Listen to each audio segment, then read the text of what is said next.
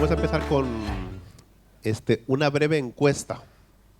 Que levante la mano quien no ha mentido nunca. ¿No? Vale, porque si alguien la levantaba, pues ya era la primera vez entonces.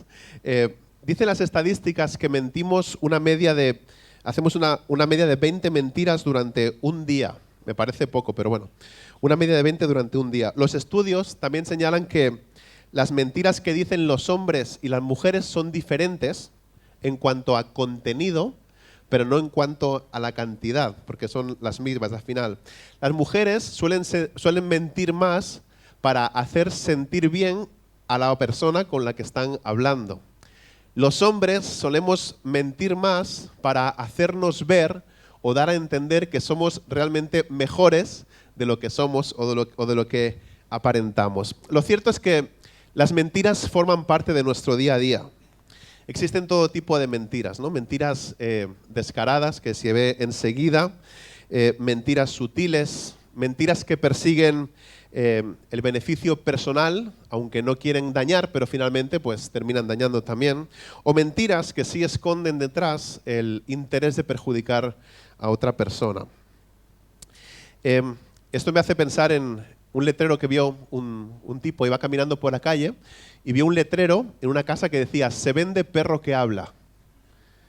Y dijo el tío, pues voy a picar aquí a ver qué, ¿no? Y picó ahí a la puerta y le recibió el dueño y le dijo, ¿aquí es donde está el perro que habla? Y dice, sí, aquí está, dice, lo tengo en el patio de atrás. Así que le acompañó al patio de atrás y cuando llega al patio de atrás se queda mirando ahí al perro y le dice al perro, bueno, ¿qué? ¿Cuál es tu historia? Y el perro empieza a hablar. Y aquel se quedó asustado y le dice, ¿cómo es que puedes hablar? ¿Cuándo te enteraste de que podías hablar? Y dice el perro, pues desde que era muy joven yo empecé a hablar, y dice, y entonces cuando los gobiernos, la CIA, etcétera, vieron esta característica, me cogieron y me sentaron en un salón con los grandes potestades, los grandes líderes del planeta, porque claro, nadie pensaba que allí había un perro que podía escuchar todas las conversaciones y que después podía hablar, le dijo el perro. Lo que pasa es que después de tantos años trabajando con el gobierno y escuchando tantas cosas, al final me cansé y me fui al aeropuerto a pedir trabajo como perro de seguridad, como perro secreta, ¿vale? Y entonces he pasado los últimos años en el aeropuerto pues un poquito más tranquilo, con un trabajo más tranquilo, de incógnito. Y el hombre se quedó así súper asombrado, ¿no? Y le dijo rápidamente al dueño, le dice, ¿cuánto quieres por este perro? Y le dice el dueño, 10 euros. Y dice el hombre, ¿cómo que 10 euros? ¿Cómo que tan barato? Dice, sí, dice, porque no te puedes creer nada de lo que dice. Todo lo que el perro te explica son mentiras. Y yo me preguntaba, ¿lo que la gente escucha de nosotros, pueden tomarlo como verdad? ¿Lo que nosotros hablamos y que la gente escucha es siempre la verdad? Hoy hemos llegado al 9º mandamiento que encontramos en Éxodo capítulo 20 y versículo 16. Y dice, no darás falso testimonio contra tu prójimo. No darás falso testimonio contra tu prójimo. De nuevo, Jen Wilkin escribe lo siguiente. Dice, así como la tercera palabra nos pide que honremos el buen nombre de Dios, la 9ª nos pide que honremos el buen nombre de nuestro prójimo. Así como no debemos abusar del nombre del Señor nuestro Dios, no debemos abusar del nombre de aquellos que son creados a su imagen. Y es que Dios quiere que todos nosotros seamos dignos de confianza, porque Él lo es. Todo lo que Dios hace y dice es verdadero, porque Él mismo es verdad. En Isaías 65 dice que es llamado el Dios de la verdad. En Hebreos 6 dice que es imposible que Dios mienta. Números 23 declara que Dios no es hombre para que mienta. El Salmo 51:6, David nos dice en qué se deleita Dios. Dice, he aquí, tú deseas la verdad en lo más íntimo. En Proverbios 6, del 16 al 19, lo tenéis también en la pantalla, Dios incluye algunos abusos de la lengua, como 3 de las 7 cosas que más odia. Dice, 6 cosas hay que odia al Señor y 7 son abominación para Él. Ojos soberbios, lengua mentirosa, manos que derraman sangre inocente, un corazón que maquina planes perversos, pies que corren rápidamente hacia el mal, un testigo falso que dice mentiras y el que siembra discordia entre los hermanos. También encontré estas palabras en Zacarías que me encantaron. Zacarías 8, 16 al 17. Dice, estas son las cosas que debéis hacer. Decid la verdad unos a otros. Juzgad con verdad y con juicio de paz en vuestras puertas. No traméis en vuestro corazón el mal uno contra otro, ni améis el juramento falso, porque todas estas cosas son las que odio, declara el Señor. Al estudiar este mandamiento en Éxodo capítulo 20, versículo 16, me he dado cuenta de que este mandamiento incluye más cosas que solamente el hecho de mentir, aunque obviamente pues también lo incluye. Así que quiero que consideremos cuidadosamente qué significa esto. ¿Qué significa no darás falso testimonio contra tu prójimo? En primer lugar, nos habla de las acusaciones falsas. Estamos hablando de un contexto cultural en cuanto a la forma en que se celebraban los juicios. Para las naciones paganas que rodeaban a Israel había pocas normas o poca protección para aquellos que eran acusados de realizar ciertas cosas, pero en algunos casos, o en la mayoría, los acusados ni siquiera podían defenderse y se les presumía culpables hasta que se probara su inocencia. Hoy es al revés, ¿no? Se dice que alguien es inocente hasta que se pruebe su culpabilidad. Aquí se presuponía que era culpable hasta que pudiera demostrar su inocencia. Como no había pruebas de ADN, no había la recolección de huellas dactilares, como no había grabaciones que uno pudiera volver a ver para ver qué había pasado o algunas pruebas, los acusados podían ser declarados culpables y condenados en base solamente a un testigo. Si había solamente una persona que les acusaba de algo, esa palabra valía contra esa persona. Así que, en contraste, Dios provee una ley de protección para su pueblo, para los acusados. En los mandamientos encontramos esa protección de parte de Dios. El hecho de ser testigo era muy importante en el mundo antiguo. Por eso, Dios prohíbe que cualquiera pueda levantar o que cualquiera pueda dar un falso testimonio. La palabra falso aquí significa pues sin causa, ¿no? Cuando este mandamiento se repite 40 años después en Deuteronomio capítulo 5, se usa una palabra diferente para definir ahí lo que es falso y se usa una palabra que significa vacío o vano. Podríamos traducir este mandamiento como no serás un testigo mentiroso contra tu prójimo. Eso sería el resumen de ese mandamiento. En una cultura del honor, donde la reputación significaba todo y la vida y la muerte podían estar en juego, los falsos testigos podían matar a alguien. El mandamiento de no dar falso testimonio se establece a lo largo de las Escrituras. Y si leemos solo unos capítulos después, en Éxodo capítulo 23, encontramos esto. Éxodo 23, 1 al 3 dice, no propagarás falso rumor. No te concertarás con el impío para ser testigo falso. No seguirás a la multitud para hacer el mal, ni testificarás en un pleito, inclinándote a la multitud para pervertir la justicia. Tampoco serás parcial al pobre en su pleito. En Proverbios capítulo 24 nos advierte lo siguiente, no seas, dice, sin causa testigo contra tu prójimo y no engañes con tus labios. Y es que los testigos falsos eran una amenaza completa para que se pudiera hacer justicia. Podían dañar, como decimos, incluso dar muerte a personas inocentes. Podían perturbar la vida de la comunidad en general. Podían socavar la confianza de la gente en el sistema judicial. De alguna forma, las leyes de nuestra nación también se basan en el fundamento judeocristiano del testimonio de la verdad. No es como en las películas americanas. Cuando uno ve películas americanas, lo primero que hacen es coger una Biblia, poner la mano encima y le preguntan, ¿jura usted decir toda la verdad, nada más que la verdad y solamente la verdad? ¿No? Algo así es lo que repiten. Aquí en España, aunque nuestras leyes están basadas también en este juramento, como digo, judeocristiano, aquí es diferente, porque ya sabéis que a España le gusta ser un país muy guay, incluir a todo el mundo, y entonces ellos te dicen que puedes jurar o prometer que vas a decir la verdad. Igualmente, jurar implica que estás jurando por el nombre de Dios.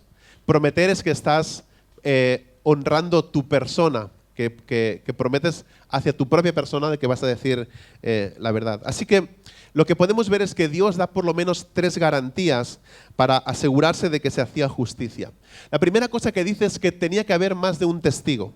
Deuteronomio 19 dice así, no se levantará un solo testigo contra un hombre por cualquier iniquidad o por cualquier pecado que haya cometido.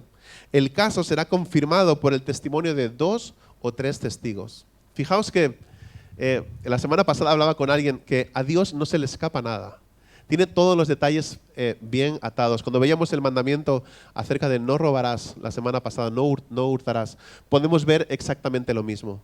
Dios tiene todas las cosas preparadas, todo está absolutamente ligado, todo sigue el mismo rumbo. Las demás naciones no tenían esta ley de protección. Hemos dicho que los 10 mandamientos son como una valla de protección. Las demás naciones, si había un solo testigo, ya podía acusar al otro y ahí terminaba el juicio. Ahora viene Dios y dice, hay que haber por lo menos 2 o 3 testigos. Así que tiene que haber más de un testigo. La otra cosa es que si había un falso testigo y se descubría que estaba jurando en falso, esa persona que estaba levantando ese falso testimonio podía ser acusada con la misma carga que se estaba acusando a la persona que estaba en el juicio. Deuteronomio 19 también, el 16 al 19, dice, si un testigo falso se levanta contra un hombre para acusarle de transgresión, y sigue diciendo, y si el testigo es un testigo falso y ha acusado a su hermano falsamente, entonces le haréis a él lo que él intentaba hacer a su hermano. Dice, así quitarás el mal de en medio de ti. Estoy seguro de que esto servía como elemento disuasorio, ¿no? La tercera cosa es que el testigo tenía que tirar la primera piedra. Deuteronomio 17:7 dice, la mano de los testigos caerá primero contra él para darle muerte, y después la mano de todo el pueblo.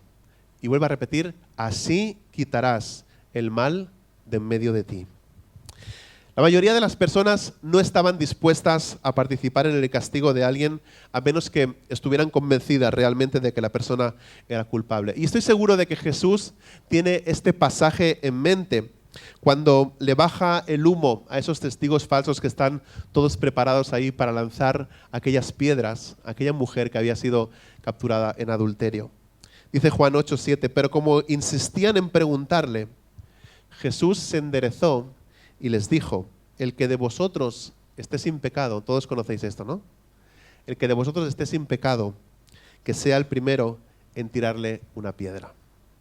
Pero en el versículo 9 leemos, pero al oír ellos esto, se fueron retirando uno a uno, comenzando por los de mayor edad. Aunque este mandamiento tiene sus raíces en este contexto y por la forma en que se celebran los juicios, también tiene implicaciones en otros contextos. Lo podemos ver en la segunda mitad de Éxodo 20:16. Dice, contra tu prójimo. No levantarás falso testimonio, y dice algo específico, contra tu prójimo. Y esta palabra prójimo tiene una definición muy amplia y el prójimo puede ser un amigo tuyo, tu prójimo puede ser un adversario, tu prójimo puede ser un enemigo, tu prójimo puede ser un compañero de trabajo, un compañero de estudios. Al final un prójimo es cualquier persona con la que uno tiene relación o puede llegar a tenerla en algún momento. En la parábola del buen samaritano, que conocéis muchos de vosotros también, Jesús define al prójimo como cualquier persona que nosotros podamos encontrar en el camino de nuestra vida y que tenga alguna necesidad. Ese sería el prójimo también. No sé si os habéis fijado en lo fácil que es pecar de esta forma contra aquellos que son más cercanos a nosotros. No sé si habéis pensado esto alguna vez. Cuando quebrantamos este mandamiento de mentirle a nuestro prójimo, lastimamos también a nuestro cónyuge, a nuestros hijos, a nuestros padres, a nuestros mejores amigos, a nuestros compañeros de clase, a nuestros compañeros de trabajo, en definitiva a las personas con las que vivimos, ¿no? Pero quiero que veamos más formas en las que quebrantamos este mandamiento. La otra sería también mintiendo, ¿no? El primer pecado cometido en la tierra fue cuando Satanás le dijo una mentira a Eva en Génesis capítulo 3. Y la serpiente dijo a la mujer, ciertamente no morirás. Aunque comas ese fruto, no morirás. Jesús dice de Satanás en Juan capítulo 8 que él es mentiroso y que es el padre de la mentira. Así que cuando mentimos, estamos participando con el diablo y de alguna forma estamos demostrando que odiamos a Dios y a las personas. Como vemos, por ejemplo, en Proverbios 26, la lengua mentirosa, dice, odia a los que oprime. Cuando mentimos, no estamos amando a nuestro prójimo. Más bien, de alguna forma estamos demostrando cuánto odiamos a nuestro prójimo cuando mentimos. Para decirlo de una forma positiva, la forma en que hablamos, la forma en la que nos expresamos es la medida de nuestro amor hacia Dios y hacia los demás también. Proverbios 12, versículo 19 y el 22 dice: los labios veraces permanecerán para siempre, pero la lengua mentirosa solo por un momento. Los labios mentirosos son abominación al Señor, pero los que obran fielmente son su deleite. Una mentira nunca viaja sola. No sé si habéis escuchado esto. Una mentira es como el multiverso. Tienes que estar añadiendo cosas, tienes que tener una capacidad muy grande cuando mientes, porque como te digo, se crea como ese multiverso. Luego tienes que ver qué es lo que has dicho para que no altere la otra realidad, ¿no? Tienes que andar viendo las cosas que vas metiendo ahí en esa gran bola, ¿no? Y esto te lleva al final a suprimir la verdad mientras dices esa mentira que has inventado, ¿no? Es un trabajo muy duro hacer eso, aunque algunos son bastante buenos y se les da muy bien esa labor, ¿no? La otra cosa sería chismoseando, así es como yo lo he dicho siempre, pero resulta que el diccionario dice chismorreando. ¿Quién había escuchado chismorreando? Pero en Latinoamérica se dice chismoseando, ¿verdad? Todos, ¿cuántos latinos decimos chismoseando? Pero aquí, chismoseando, chismorreando es lo mismo. La cosa es que es otra de las formas. Alguien dijo, un chismoso es simplemente un tonto con un agudo sentido del rumor. Proverbios 26:20 dice, por la falta de leña se apaga el fuego, y donde no hay chismoso se calma la contienda. Y creo que debemos recordar esta regla acerca de los rumores. Y es que cuanto más jugoso sea el chisme, más probable es que sea mentira. Más probable es que no sea cierto. Proverbios 16:28 dice, el hombre perverso provoca contiendas y el chismoso separa a los mejores amigos. La verdad es que creo que todos necesitamos saber, yo por lo menos necesito saber que cuando el domingo me voy por estas puertas y no os veo hasta la siguiente ocasión, mi nombre está seguro, mi nombre está asegurado, y creo que vosotros tenéis el mismo derecho a saber que vuestro nombre está a buen recaudo cuando no nos vemos, cuando no estamos juntos unos con otros. Hace unos años, bastantes ya, porque yo creo que tenía 17 o así, hubo un encuentro de jóvenes de varias iglesias a que asistí, y el que estaba dirigiendo esa reunión nos dio un huevo, ¿vale? Un huevo de gallina, nos dio un huevo a cada uno de nosotros y nos dio las instrucciones, nos dijo que cuidáramos ese huevo lo mejor que pudiéramos. Bueno, total, que al final no le salió ni bien el ejemplo porque era algo así como que Dios nos cuida a nosotros y no sé qué, pero la mayoría de la gente el huevo se le había roto. Pero por ahí había más huevos de estos porque había llevado algunos cartones preveyendo esto, ¿no? Que se iban a romper, etcétera.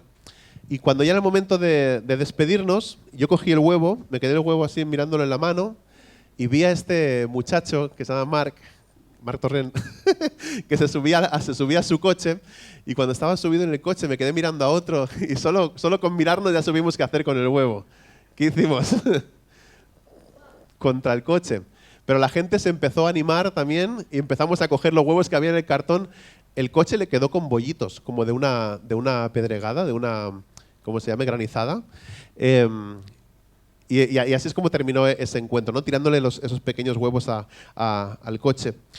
Los huevos que nosotros lanzamos, pues eran huevos pequeños, no eran muy grandes. Sin embargo, tenían la capacidad de causar placer, por lo menos a los que lo lanzábamos, o destrucción en el caso del que lo estaba recibiendo, ¿no? Dependiendo de cómo se utilizaran. De la misma forma, nuestras palabras, lo que decimos, tienen el mismo poder. Pueden traer placer o pueden causar dolor. Solo hay que preguntar a alguien que haya escrito algún mensaje de WhatsApp como venganza y luego se sienta mal y ya no lo puede borrar porque la otra persona lo ha visto, o alguien que escribe en el Facebook o en el Twitter o en cualquier red social y eso se vuelve viral y luego te quieres arrepentir de eso, pero ya se ha hecho viral, ¿no? Ya miles de personas lo han visto, no hay marcha atrás. Proverbios 18:21 dice, muerte y vida están en poder de la lengua y los que la aman comerán su fruto. Es decir, Nuestras lenguas pueden edificar a otros, pero nuestras lenguas también pueden derribar a otras personas. Un problema con los chismes es que la información suele ser falsa. Y en nuestra cultura de la cancelación nos apresuramos a asumir lo peor de las personas.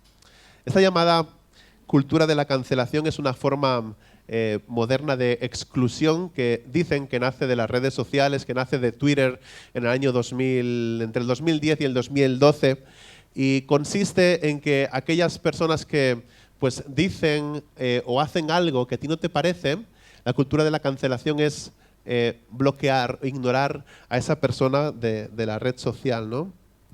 Alguien dijo que una mentira puede levantarse y recorrer el mundo entero antes de que la verdad se levante y se ponga los pantalones. El otro problema con el chisme es que es delicioso.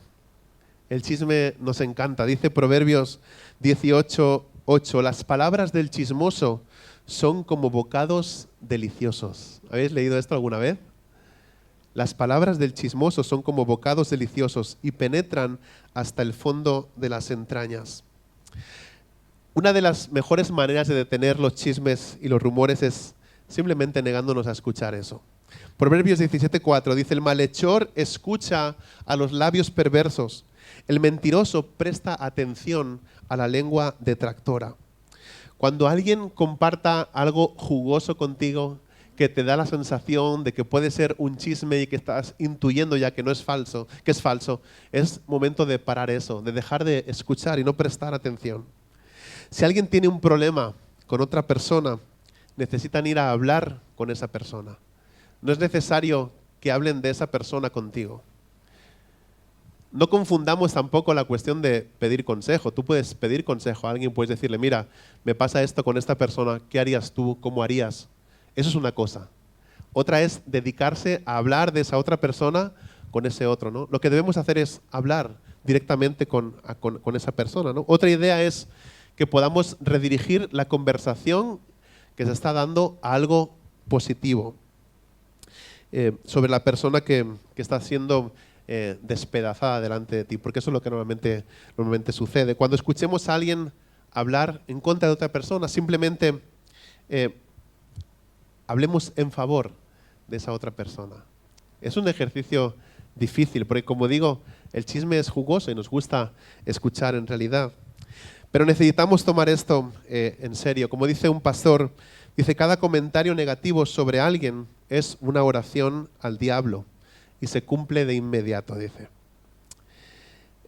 Había un hombre que había levantado una gran cantidad de rumores y de chismes. Ese era su estilo de vida, andar levantando chismes y rumores. Y de repente este hombre se enteró de que una persona contra la que él había levantado chismes y rumores estaba en su lecho de muerte, estaba en su cama, estaba a punto de fallecer y sintió cargo de conciencia y se acercó al lugar, a la habitación donde estaba este hombre que estaba falleciendo y fue a pedirle perdón, ¿no? Y este hombre que estaba muriendo le dijo a este otro hombre, le dijo, ¿puedes coger esa almohada de plumas, rajarla y vaciarla por la ventana ahora mismo? Y el hombre que había ido a pedir perdón no entendía muy bien por qué le estaba pidiendo eso, pero él fue, agarró la almohada, la rajó, la sacó por la ventana y empezó a vaciar todas las plumas. Y el viento se llevó todas las plumas por todos los lados. Entonces vino este hombre, como digo, el que estaba en su lecho de muerte, y le dijo, ¿puedes ahora bajar a la calle y recoger cada una de las plumas? Y el otro le dijo, eso que me estás pidiendo es imposible. No hay forma en la que yo pueda bajar ahora y recoger cada una de esas plumas. Y este hombre le contestó, exactamente de la misma manera es imposible deshacer el daño que me has hecho con tus chismes y con tus rumores. Te perdono, le dijo, está claro, pero mi reputación ha sido dañada de una forma irreparable. Por eso es necesario que prestemos atención a toda esta cuestión de los chismes y los rumores. Por cierto que aquellos que hablan de otras personas contigo, también hablarán de ti con otras personas cuando tú no estés. Hay otra forma de levantar falso testimonio contra el prójimo y es calumniando. La calumnia es hacer o preparar una declaración falsa diseñada para dañar a alguien. Y Dios no tolera este tipo de asesinato verbal. Escucha lo que dice en Levítico 19. Dice, no andarás de calumniador entre tu pueblo. No harás nada contra la vida de tu prójimo. Dice, yo soy el Señor. El Salmo 101:5, destruiré al que en secreto calumnia a su prójimo. Primera de Pedro 2:1 es un llamado a que todos estemos listos y preparados para deshacernos, que como cristianos podamos deshacernos de este discurso. Dice, por tanto, desechando toda malicia y todo engaño, hipocresía, envidia, toda difamación. También creo que es bueno mencionar Romanos capítulo 1, donde enumeran los chismes y las calumnias como las marcas de un estilo de vida depravado, dice ahí en Romanos 1. Los antiguos rabinos enseñaban algo muy interesante que descubrí esa semana. Dice que la calumnia mata a 3 personas, que la calumnia siempre mata a 3. Dice al que la dice, al que la escucha y a aquel de quien se está hablando. El puritano Thomas Watson dijo algo similar. El que levanta una calumnia, dice, lleva al diablo en la lengua, y el que la recibe lleva al diablo en la oreja. Este pecado se propaga más que cualquier enfermedad por las redes sociales hoy en día, donde las personas, los políticos, incluso pastores, predicadores, son atravesados por un montón de palabras, de críticas, de ironías, de memes, etcétera, y a menudo sin evidencia de que eso sea verdad, sin ninguna gracia tampoco, no en el sentido de chiste, sino en el sentido de misericordia con las personas. Otra forma de levantar falso testimonio es adulando. La adulación se puede definir como el hecho de dar cumplidos en exceso, ¿no? Excesivos, generalmente con el propósito de congraciarse con la otra persona, de caerle bien al otro. A la mayoría de nosotros nos gusta que nos halaguen, ¿no es cierto? A mí por lo menos me gusta que cuando hago las cosas, aunque no las haga bien, que mi mujer me diga, qué bien lo has hecho, cariño. Nos gusta recibir halagos, nos gusta recibir buenas palabras de los demás, pero la Biblia nos advierte que estemos en guardia respecto a aquellos que están continuamente regalando nuestros oídos. Salmo 12, 2 y 3 dice, falsedad habla cada uno a su prójimo. Hablan con labios lisonjeros y con doblez de corazón. Corte el Señor todo labio lisonjero, la lengua que habla con exageración. El chisme es decir a espaldas de una persona lo que nunca le dirías a la cara. El chisme es decir a espaldas de una persona lo que nunca le dirías a la cara. La adulación es decirle a la cara a una persona lo que nunca dirías a sus espaldas. Proverbios 29:5 dice, el hombre que adula a su prójimo tiende una red ante sus pasos. Un adulador es aquel que te abraza y que te da palmaditas en la espalda solo para localizar una zona en la que próximamente pueda clavarte ahí un cuchillo. Luego, engañando es otra forma de levantar falso testimonio contra prójimo. Sir Walter Scott dijo, oh, qué telaraña enredada tejemos cuando primero practicamos para engañar. ¿Qué telaraña enredada tejemos cuando primero practicamos para poder engañar? El engaño se puede definir como el acto de engañar a otro a través de declaraciones intencionalmente falsas o de acciones fraudulentas. Proverbios 24:28 dice, no engañes con tus labios. Romanos 3:13 describe la profundidad de nuestra depravación y nuestra inclinación al engaño. Sepulcro abierto es su garganta, engañan de continuo con su lengua, veneno de serpientes hay bajo sus labios. Son palabras muy fuertes,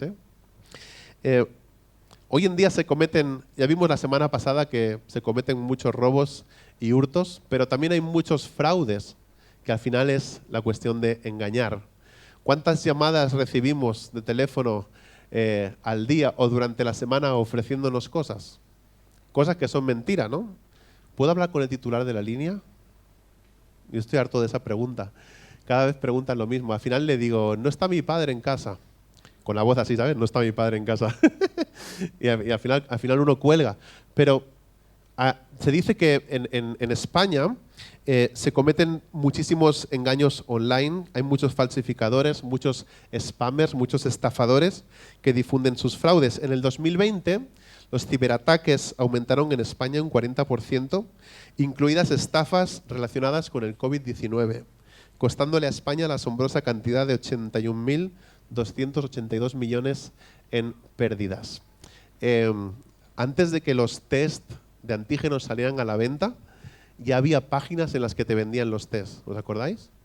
Pero todos los que compraron en esas páginas no les llegaron nunca y pagaron, no sé si valían 100 euros cada test, 80 euros, una cosa así. Otra forma de levantar falso testimonio, aunque nos pueda parecer algo extraño, es el silencio. Eclesiastés, capítulo 3, versículo 7, dice que hay un tiempo de callar, pero también hay tiempo de hablar. Y podemos quebrantar el 9º mandamiento simplemente eligiendo permanecer en silencio cuando escuchamos que alguien está siendo calumniado, cuando se está levantando falso testimonio contra alguien y nosotros nos quedamos callados y no decimos nada.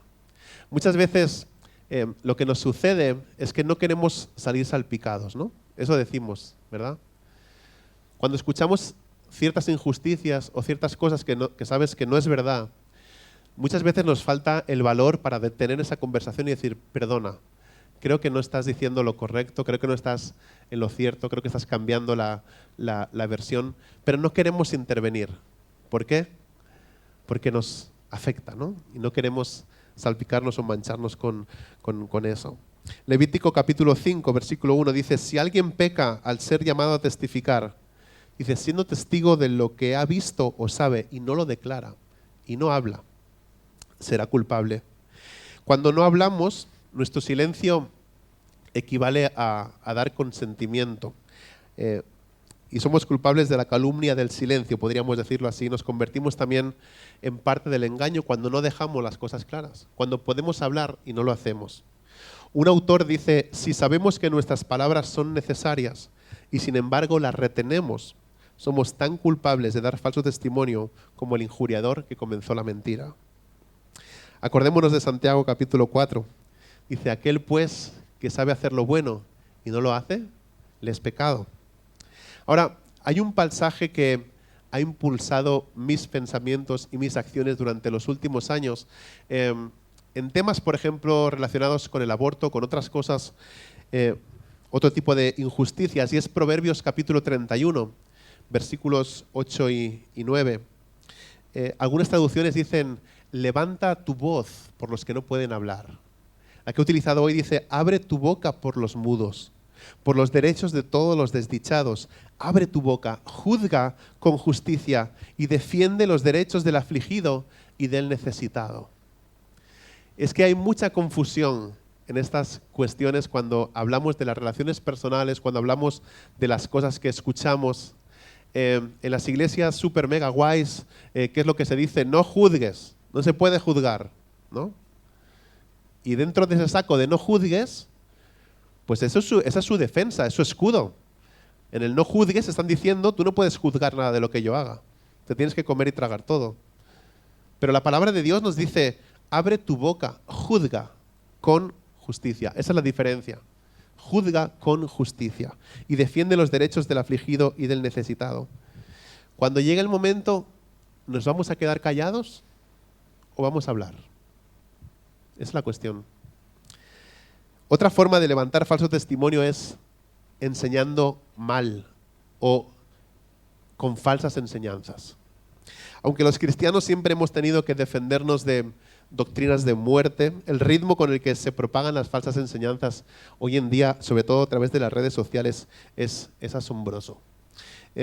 A medida que las tendencias culturales se abren paso entre los cristianos, necesitamos iglesias que no se rindan ni comprometan la verdad de Dios.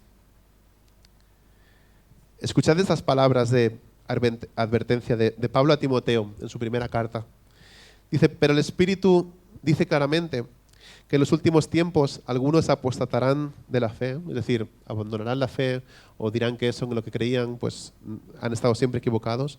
Dice, prestando atención a espíritus engañadores y a doctrinas de demonios mediante la hipocresía de mentirosos que tienen cauterizada la conciencia. Judas, en el versículo 3 de esa carta tan pequeña, dice que debemos contender ardientemente por la fe que de una vez para siempre fue entregada a los santos. No tengo tiempo para nombrar muchas cosas o todas las áreas que me preocupan como pastor, pero os voy a nombrar y os voy a decir unas cuantas. Por cierto que esto lo publiqué en el Facebook esta semana pasada ante un ataque que se lanzó directamente contra mí, diciendo que los pastores como yo tenemos una mente cuadrangular y solo pensamos somos monotemas, solo pensamos en 4 temas: LGTBI, aborto, homosexualidad y no sé qué más pusieron. Entonces mi contestación fue que a mí lo que me preocupa son cosas como esta. Compartí 10 cosas. Me preocupa el deísmo terapéutico moral. Deísmo terapéutico moral. Dios quiere que seas feliz, que estés bien contigo mismo, que todo te vaya bien, que todo te salga bien. Eso es mentira. Es una falsa enseñanza. No es que Dios no quiera lo mejor para nosotros, pero el resultado es que no siempre nuestra vida nos va a ir bien. El resultado es que no siempre vamos a estar felices. Ahora, eso no quiere decir que Dios no procure el bien para nosotros, pero está ese deísmo terapéutico moral, ¿no? Que el propósito de Dios para tu vida es que seas feliz. Esto no está en la Biblia. Lo que vemos es que el propósito de Dios para tu vida es que seas santo. Eso sí lo encontramos. Pero feliz yo no lo he visto hasta ahora. Que lo soy, pero... La segunda cosa es el cristianismo progresista, o el cristiano progresista, caracterizado por la voluntad de cuestionar la tradición. Todo lo que se ha venido guardando durante siglos y siglos, ahora de repente resulta que está mal, que hay que reinterpretarlo. Ahora resulta que hay ciertos textos que son clave y son doctrinas fundamentales que tenemos que releer y volver a interpretar según el contexto en el que nos encontramos en el día de hoy. Tienen mucho énfasis en la justicia social, en el cuidado de los pobres, es decir, cosas que son aparentemente buenas y que llaman la atención de muchas personas. Hay mucha gente que está en iglesias, y no suelen ser pequeñas, iglesias grandes con mucha obra social, con mucha ayuda al necesitado, dando a entender que eso lo es todo en el cristianismo. Son iglesias en las que no hay arrepentimiento, iglesias en las que no se habla de pecado, iglesias en las que no se lee la Biblia, no se conoce la Biblia, iglesias en las que nunca se hace un llamado a recibir a Cristo como el Salvador, y si se hace es, levanta tu mano ahí donde estás, ya lo has levantado, muy bien, ya lo tienes, nos vemos el domingo que viene. La deconstrucción de la fe, deconstrucción de la fe. Cuando se aplica a la fe y a los sistemas de creencias, esta definición está en una página de una revista que dice que es cristiana progresista. Cuando se aplica a la fe y a los sistemas de creencias, dicen, la deconstrucción puede tener consecuencias nefastas para las personas, pero en última instancia saludables. Así es como definen ellos la deconstrucción de la fe. Los movimientos deconstructivos, esto está en su propia página, dice, los movimientos deconstructivos que traen como consecuencia el abandono total de la fe están creciendo cada vez más en varios países del mundo. Y esto lo explican tranquilamente, ¿no? Y hay un llamado a que deconstruyas la fe, a que te replantees todo en lo que crees. Hay un llamado a dejar a los pastores de lado, a reunirte en las casas, no necesitas nadie que te lidere. Deconstruyamos la fe. Este sistema de las iglesias es un invento de los hombres, hay gente que se aprovecha, ¿dónde va a parar mi dinero? Todo eso está en ese mismo paquete y se llega a esa cuestión. Otra cosa que compartí para avanzar rápidamente de las que me preocupan es la sexualidad humana y el matrimonio, como compartí hace unas semanas. El aumento de la inmoralidad entre los creyentes y entre los líderes, también religiosos. Las cuestiones de género o de ideología de género son cosas que me preocupan. La teología de la prosperidad. No solamente es la que dice esa estupidez de que siembres 1000 y el Señor te da 10.000. No solamente es eso, sino es reinterpretar textos de la Escritura con esa teología de la prosperidad. Así como David mató a Goliat, tú puedes matar a tus gigantes. ¿Pero qué es eso? Eso es teología de la prosperidad. También es lo mismo, mismo engaño, misma falsa enseñanza. Esa historia de David y Goliat es una historia que nos demuestra la fidelidad de Dios para su pueblo. No tiene nada que ver contigo, ni con tu jefe que es un desgraciado y que te hace siempre la puñeta, etcétera, y que tú puedes vencer a ese gigante de tu jefe. No tiene nada que ver con eso. Si tu jefe es un desgraciado realmente y no te deja en paz, ora por él. Porque la Biblia dice, amad a vuestros enemigos. Si lo consideras tu enemigo, ámalo, bendícelo, dice su palabra. Pero eso de vencer a esos gigantes, no sé. El daño que causa la pornografía es una de las cosas también que me preocupa. No tanto lo que es la pornografía en sí, sino las consecuencias que tiene eso en niños, en adolescentes, en matrimonios. La facilidad de muchos creyentes de creerse cualquier cosa. Es algo que también me preocupa. Muchos van capturando frases por ahí, cosas del internet, cosas que ven por ahí y por allá, y se arman su gran historia. Ahora corre por ahí una gran mentira de la Agenda 2030, de todo lo que se está moviendo y que Satanás aquí, allá y no sé qué. ¿Hay algo que Dios no controle? Pregunto. ¿Hay algo que Dios no controle? Él es el dueño del tiempo. Él es el dueño de este mundo. Él es el dueño absolutamente de todas las cosas. No hay nada que escape a su poder, no hay nada que escape a su soberanía. Dios está en control siempre. Nunca olvidemos eso. Dios está en control siempre. Y después, la mundanalidad. Es una de las cosas que compartía en las redes sociales. Ahora, ¿cuál es nuestra respuesta a todo esto? Como creyentes, ¿qué podemos hacer? ¿Qué respondemos a esto? La primera es que digamos la verdad siempre. La Biblia es muy clara sobre la importancia de decir la verdad y no difundir engaños. En esta era de la sociedad de la post-verdad, estamos llamados a ser personas de la verdad. Efesios 4:25 nos lanza un fuerte desafío. Dice, por tanto, dejando a un lado la falsedad, hablad verdad, cada cual con su prójimo, porque somos miembros los unos de los otros.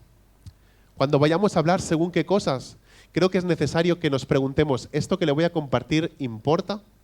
¿Esto que le voy a compartir ayuda? ¿Esto que le voy a compartir edifica? ¿Esto que le voy a compartir es inspirador? ¿Esto que le voy a compartir a esta persona es necesario? Es decir, aunque sea verdad, incluso es necesario que comparta esto con esta otra persona. Así que lo primero que podemos hacer como respuesta es decir siempre la verdad. La segunda es enseñar la verdad. Enseñar la verdad siempre. Debemos asegurarnos de que todo lo que enseñamos es verdad, sea la verdad. Y eso se aplica a nuestra predicación, eso se aplica a las canciones que cantamos como grupo de alabanza, esto se aplica en lo que se enseña a los niños, esto se aplica en lo que enseñamos en los estudios bíblicos, en los grupos de discipulado. Enseñar siempre la verdad. Según Deuteronomio 6, los padres también tenemos la obligación, el encargo de enseñar la verdad de Dios a la próxima generación.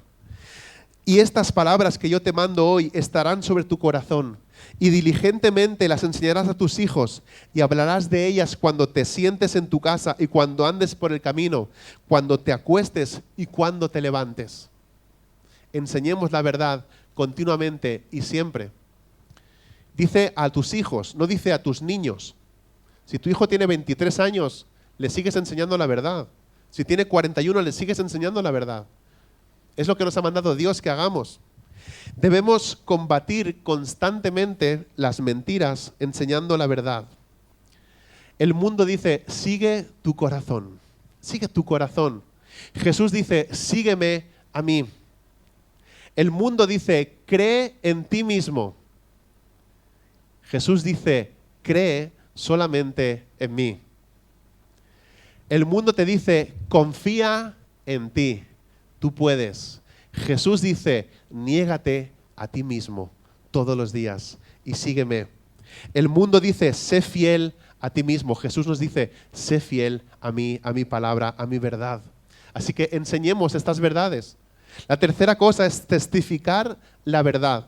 El mandamiento final que Jesús dio es que seamos testigos que testifiquen acerca de la verdad, de su vida, de su muerte, de su sepultura, de la resurrección.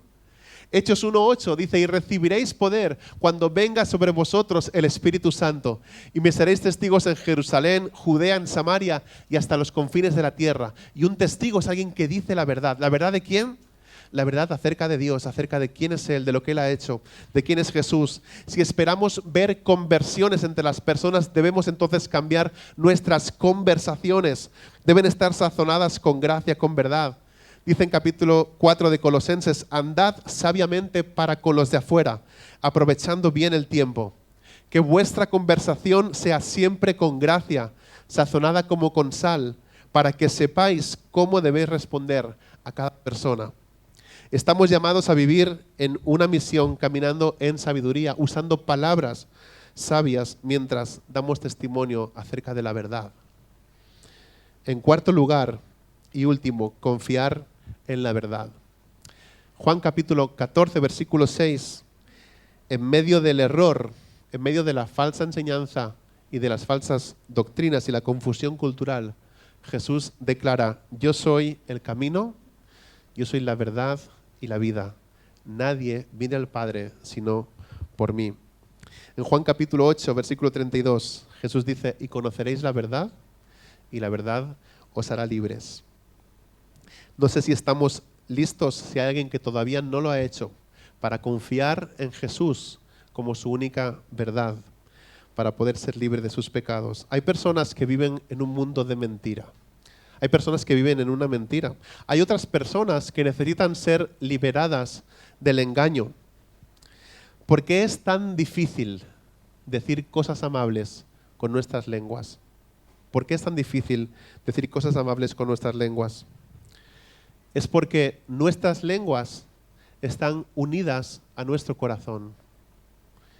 Y lo que hay aquí es lo que después sale por aquí. Escucha lo que dice Jesús en Mateo capítulo 15, versículos 19 al 20.